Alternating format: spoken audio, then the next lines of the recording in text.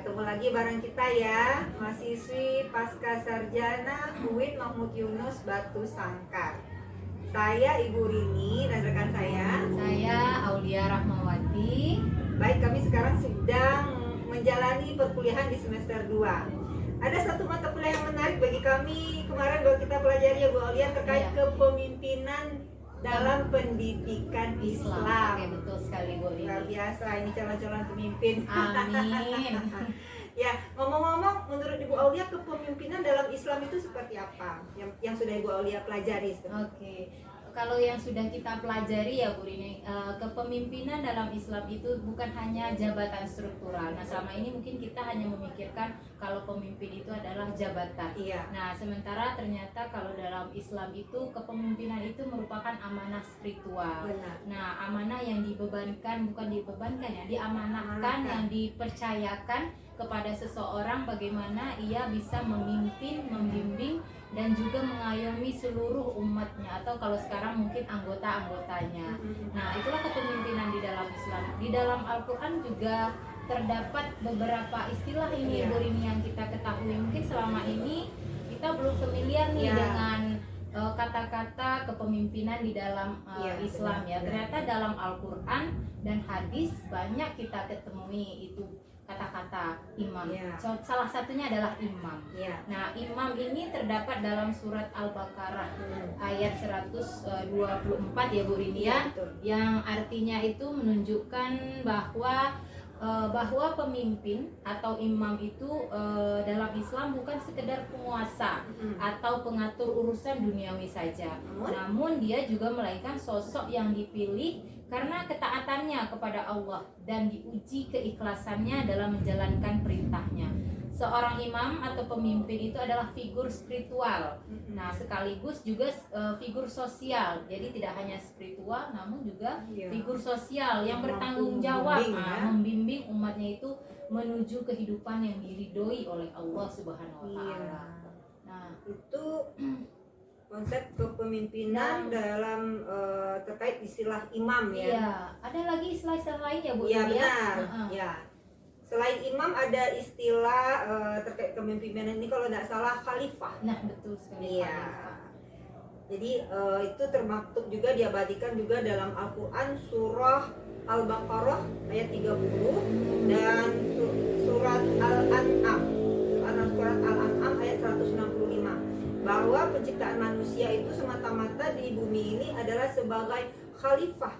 Khalifah maksudnya di sini adalah khalifah yang membawa kebaikan, membawa artinya istilahnya menegakkan kebenaran, bukan malah merusak atau menghancurkan bumi ini. Jadi benar-benar sebagai penopang bumi ini menegakkan kebenaran. Jadi selain imam ada sudah dua istilah, khalifah dan satu lagi seperti nama Ibu Aulia, Aulia. Ya, mudah-mudahan nanti Ibu Aulia menjadi pemimpin yang amanah, yang jujur, yang bisa menjadi istilahnya pemimpin yang diharapkan, diimpikan. Jadi kalau Aulia ini apa nih artinya? Ya, Aulia itu berarti wali. Oh, wali. Istilahnya adalah sebagai pendamping atau sebagai penghubung, ya, sebagai wali, sebagai penghubung, sebagai pendamping. Dan ini juga diabadikan dalam Al-Quran surah Al-Maidah ayat 51. Aulia ini lebih kepada konteks loyalitas. Jadi orang yang bernama Aulia itu orang yang memiliki loyalitas yang tinggi. Mungkin orang tua saya dulu menginginkan saya menjadi orang yang loyalitas ya. Amin. Abu Ali tinggal mewujudkannya dengan usaha dan doa tentu saja. Oke. Nah, beberapa konsep kepemimpinan yang tiga tadi, ada imam, ada khalifah, ada aulia, itu muaranya nanti kepada karakter kepemimpinan impian setiap orang. Itu karakter kepemimpinan baginda Rasulullah Muhammad SAW yang memiliki karakter sidik, yang berarti jujur. Kemudian amanah, artinya dia dapat dipercaya. Bagus kan? Bagus. Yang ketiga, fatona, artinya menyampaikan. menyampaikan yang Ya, sebenarnya ya. menyampaikan yang sebenarnya, jujur apa adanya Hmm. diungkapkan. Lagi amanah, dapat dipercaya, tidak ada yang disembunyikan oleh pemimpin itu. Baik dikatakan Bersifat baik, terbuka, gitu, transparan ya, Bu. transparan, dapat dipercaya, baik dalam segala hal, baik keuangan, baik apapun kegiatan yang ada di sekolah, baik kondisi keadaan apa istilahnya Baik buruknya pokoknya perjalanan transparan kurikulum di sekolah gitu kan. ya. Benar-benar sekali. Sehingga mutu sekolah itu benar-benar sesuai dengan keadaan apa adanya dan bukan hanya sebagai meluruhkan administrasi saja, termasuk supervisi mungkin segala sesuatunya gitu kalau kita di sekolah ya. Iya, betul. Kemudian yang ketiga fatonah tadi cerdas. Jadi pemimpin kalau dia pandai berbicara, dia pandai ilmu humanismenya itu humasnya bagus, Iya. tapi kalau dia kurang cerdas ya kurang pas itu ya Bu. Iya, iya. Jadi dia juga memahami konsep, Berarti dituntut juga pemimpin ini Iya, cerdas ya Bu cerdas. ini. Iya. punya Iya, betul. strategi, Iya. bisa memikirkan hal-hal yang inovatif gitu Iya, kan. karena dia ingin memanajemen Iya, sekolah semuanya. ya, atau instansi ya. Karena Apalagi banyak komponen yang akan Iya, betul. yang akan dipegangnya. Iya, Dia harus memahami itu semua. pendanaan. Iya benar ya, itu. disampaikan terbuka kebenarannya. kebenarannya. Betul. Atau kondisi real sekolah kita kan. Iya. Sehingga dari situ kita bisa menganalisa kebutuhan kita, apalagi yang sebaiknya kita lakukan untuk kedepannya, seperti itu kira-kira. Sehingga nggak salah strategi nanti ya untuk mencapai tujuan pendidikan kita. Iya. Betul sekali. Jadi pemimpin ini memang harus ada trik-triknya, trik-trik tertentu ya. Iya, iya. Gitu. Betul sekali. Nah ternyata ini juga ya Bu Rini, dalam kita memimpin itu banyak tipe-tipe gaya kepemimpinan benar. dan ini bisa kita pakai sesuai dengan kondisi mungkin Iya, ya, betul. bagaimana kondisi kita di lapangan, jadi kita bisa menggunakan tipe-tipe gaya kepemimpinan ini. Nah kalau yang kita pelajari ya. yang sudah kita pelajari dan akan kita Iya. bahas ya, Ya. mungkin ada 6 ya Bu Ya, Rini ya. 6. Yang pertama, Yang pertama gaya otokratik ya, ya, atau otoriter. Iya betul, Nah, otoriter. terus apa lagi nih Bu Rini? Kemudian ada gaya kepemimpinan demokratis. Nah, demokratis ini mungkin paling bagus juga kalau digunakan ya. Betul. Nah, ya, Terus selanjutnya ada gaya militer ini ya. Ya, militeristik. Betul, Oke. ada laissez-faire. Oh, Nah, laissez-faire. ini agak aneh juga ya. Ya, namanya. Laissez-faire, militeristik, ada yang transformasional. Nah, gaya transformasional ini yang sedang Ya. hangat-hangatnya sekarang Ya, ya Bu Rini. betul. Banyak sekali digunakan betul. ini gaya transformasional. Terus Lagi hangat-hangatnya iya. untuk tesis ya. untuk tesis. Banyak Ada juga judul-judulnya Ya, gaya kepemimpinan transformasional Oh, gitu kan. paternalistik ada juga Oh, gaya ini baru dengar saya ini, paternalistik. paternalistik ya. Paternalistik. Oke. Jadi kita ulang lagi satu, gaya kepemimpinan otokratik ya, Otokratik. otoriter, kemudian demokratis, kemudian ada laissez-faire, yang keempat transformasional betul, paternalistik, dan keenam militer tadi. ya, terkesan kali militer ya. Iya, Suaminya militer ya, Bu. Oh, iya. Sedikit Bu Rini. Oke. Oke. Akan kita bahas satu persatu Iya, ya biar lebih oke. jelasnya Iya, dan bagaimana penerapannya nanti di instansi kita, Oke. terutama di instansi pendidikan Islam ya. Oke, Bu Rini, oke, ya. oke. Oke, Stay tune baiklah. terus ya. Oke. Baiklah, mari kita bahas satu persatu macam-macam tipe gaya kepemimpinan. Gaya kepemimpinan yang pertama adalah gaya kepemimpinan otokratis atau dikenal juga dengan otoriter. Gaya kepemimpinan ini menempatkan pemimpin sebagai sosok yang dominan dalam pengambilan keputusan. Pemimpin otoriter tidak memberikan ruang bagi bawahan untuk berpendapat atau berinisiatif, dan seluruh arahan datang dari atasan secara sepihak. Ciri khas gaya ini adalah ketegasan, kedisiplinan tinggi, dan fokus kuat pada pencapaian hasil. Kelebihannya terletak pada efektivitas dalam situasi krisis atau ketika dibutuhkan keputusan yang cepat dan terstruktur.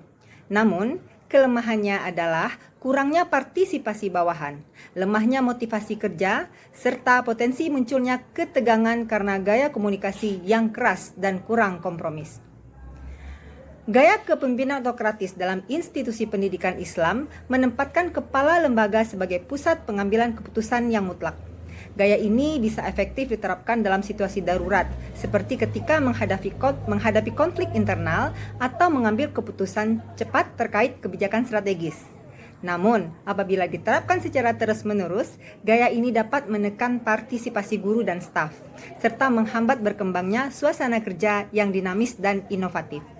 Dalam konteks pendidikan Islam yang menjunjung musyawarah dan nilai-nilai ukhuwah, otoritarianisme berlebihan bisa bertentangan dengan prinsip dasar kepemimpinan. Gaya kepemimpinan berikutnya yaitu tipe gaya transformatif. Nah, ciri utama dalam kepemimpinan ini adalah pemimpin memotivasi dan menginspirasi bawahan untuk mencapai perubahan besar dan visi jangka panjang. Nah, karakteristiknya yaitu fokus pada pengembangan sumber daya manusia, menekankan kerjasama, transparansi, dan partisipasi aktif, menumbuhkan kesadaran kolektif untuk kepentingan lembaga. Kelebihan dari penerapan tipe gaya transformatif ini yaitu cocok untuk membangun budaya organisasi yang progresif dan inovatif. Namun kekurangannya membutuhkan waktu, komitmen tinggi, dan juga komunikasi yang efektif. Gaya kepemimpinan transformatif ini sangat relevan dan ideal dalam institusi pendidikan Islam karena berfokus pada perubahan positif, visi yang inspiratif, serta pengembangan potensi individu. Pemimpin transformatif tidak hanya mengelola lembaga secara administratif, tetapi juga membentuk budaya organisasi yang mendukung semangat, perubahan, inovasi, dan keberlanjutan. Dalam konteks pendidikan Islam, gaya ini mendorong integrasi antara nilai-nilai keislaman dan kemajuan zaman, serta membina guru dan peserta didik menjadi agen perubahan yang berkarakter Islami. Nah, berikutnya adalah gaya kepemimpinan demokratis. Berbeda dengan gaya kepemimpinan otokratis, gaya kepemimpinan demokratis adalah gaya yang menekankan keterlibatan aktif anggota dalam proses pengambilan keputusan. Pemimpin dengan gaya ini bertindak sebagai rekan kerja atau bahkan kakak bagi bawahannya, bukan sebagai penguasa. Ia mendorong kreativitas, memberikan kesempatan berpendapat, dan mendistribusikan tanggung jawab agar anggota merasa dihargai dan berkembang. Kelebihannya terletak pada kualitas keputusan yang lebih baik, suasana kerja yang harmonis, serta meningkatkan loyalitas dan motivasi kerja. Meski demikian, gaya ini juga memiliki kelemahan, seperti proses pengambilan keputusan yang cenderung lebih lambat dan kurang efektif jika anggota tidak cukup kompeten atau tidak proaktif. Nah, kepemimpinan demokratis cenderung paling sesuai dalam mengelola institusi pendidikan Islam karena mendorong partisipasi aktif seluruh elemen lembaga, termasuk guru, staf, dan peserta didik. Kepala lembaga tidak bertindak sebagai penguasa tunggal, melainkan sebagai fasilitator yang menghimpun aspirasi dan mendorong kolaborasi. Dalam kerangka nilai-nilai Islam seperti syura, musyawarah, dan keadilan, gaya ini menciptakan lingkungan yang terbuka, egaliter, dan kondusif untuk pembelajaran dan pengembangan institusi secara kolektif. Adalah kepemimpinan paternalistis. Nah, ciri utama dari kepemimpinan ini yaitu pemimpin bertindak seperti seorang ayah, melindungi, membimbing, dan memperhatikan seluruh anggotanya. Karakteristiknya yaitu yang pertama menekankan kebersamaan dan kekeluargaan dalam organisasi. Kemudian keputusan pemimpin biasanya diterima tanpa banyak perdebatan karena faktor kedekatan emosional. Dan berikutnya yaitu pemimpin menjadi tempat bertanya dan mencari solusi. Kelebihan dari gaya kepemimpinan paternalistis ini yaitu menciptakan rasa aman dan loyalitas dari bawahan. Namun kekurangannya itu dapat mengurangi daya kritis dan kemandirian staf. Kepemimpinan paternalistis ini mengedepankan hubungan kekeluargaan antara pemimpin dan bawahan. Dalam institusi pendidikan Islam, pendekatan ini sangat efektif karena selaras dengan nilai-nilai kasih sayang, tanggung jawab, dan penghormatan. Pemimpin bertindak sebagai figur orang tua yang memberikan arahan, perhatian, dan perlindungan sambil tetap menjaga otoritasnya. Gaya ini dapat menciptakan suasana kerja yang harmonis, loyalitas tinggi, dan semangat kolektif, khususnya dalam lingkungan yang masih menjunjung tinggi nilai-nilai budaya Timur dan keagamaan. Nah, sekarang kita sampai kepada gaya kepemimpinan berikutnya, yaitu gaya kepemimpinan laissez-faire. Gaya kepemimpinan laissez-faire, dikenal dengan gaya kepemimpinan kendali bebas, adalah kebalikan dari gaya kepemimpinan otokratik, di mana pemimpin memberikan kebebasan penuh kepada bawahannya untuk mengambil keputusan dan mengatur pekerjaan mereka sendiri. Pemimpin berperan sebagai fasilitator yang hanya akan memberikan pandangan atau bantuan teknis jika diminta dan tidak memaksakan pendapatnya kepada anggota. Nah, kelebihan gaya ini adalah dapat menumbuhkan kemandirian, kreativitas, dan rasa tanggung jawab dalam diri bawahan, terutama jika mereka telah berpengalaman dan mampu bekerja secara mandiri.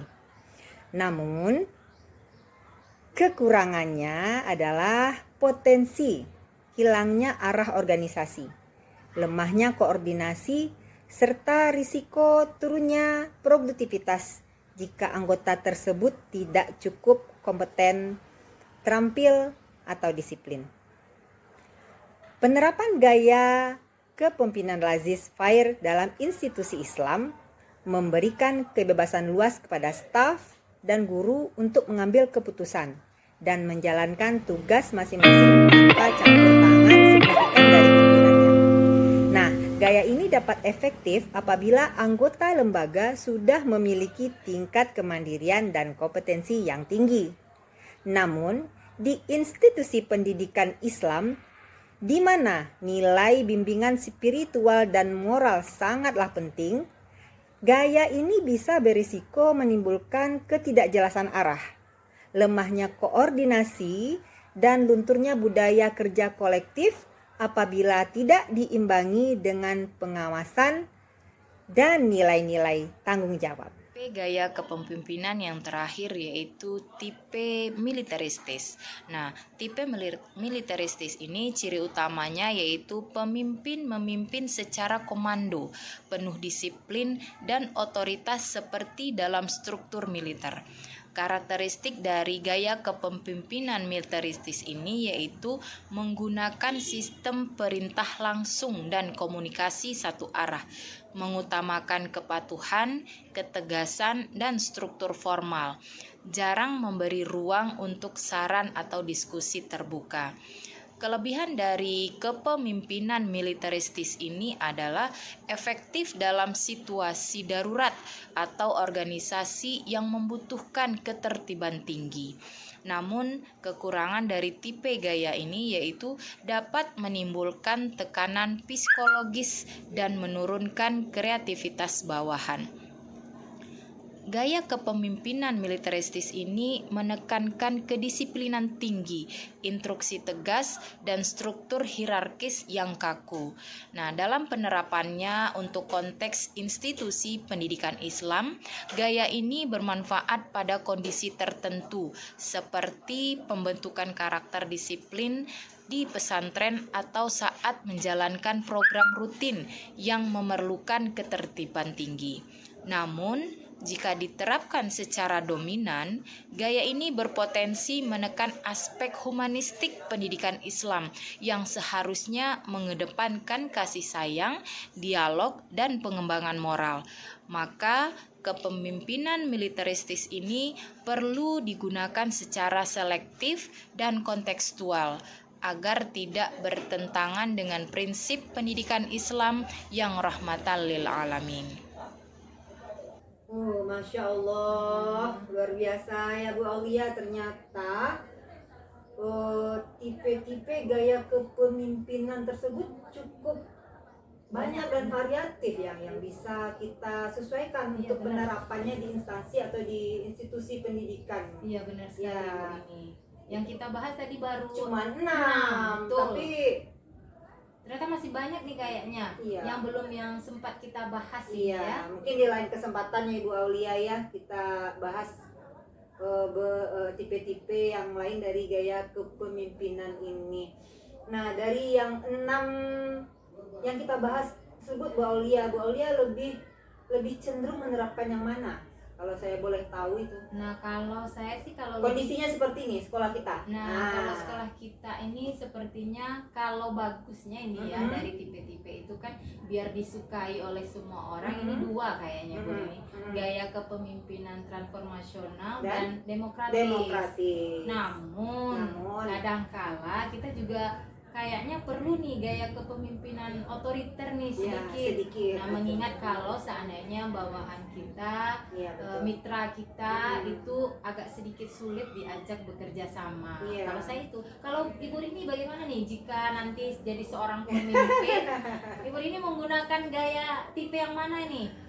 Kalau melihat situasi dan kondisi juga Ibu Aulia, kalau seandainya saya diletakkan di sebuah sekolah yang baru, yang mungkin masih seumur jagung, nah, mungkin saya akan menerapkan gaya kepemimpinan demokratis. Nah, dan kemudian baru saya mulai berangsur-angsur ke transformasional. Dan otoriter itu juga perlu. Itu bumbunya istilahnya. Semoga cepat jadi pemimpin. Sama-sama, amin. Oke. Pemimpin yang sesuai dengan karakter baginda Rasulullah. Amin. Oke Bu Rini, kita cukupkan. Iya, kita cukupkan dulu bincang-bincang kita hari ini ya. Saya Ibu Rini Dan saya Aulia Rahmawati. Iya, kami mengucapkan jazakumullah khairan katsiran wa barakallahu fikum. Wassalamualaikum warahmatullahi wabarakatuh.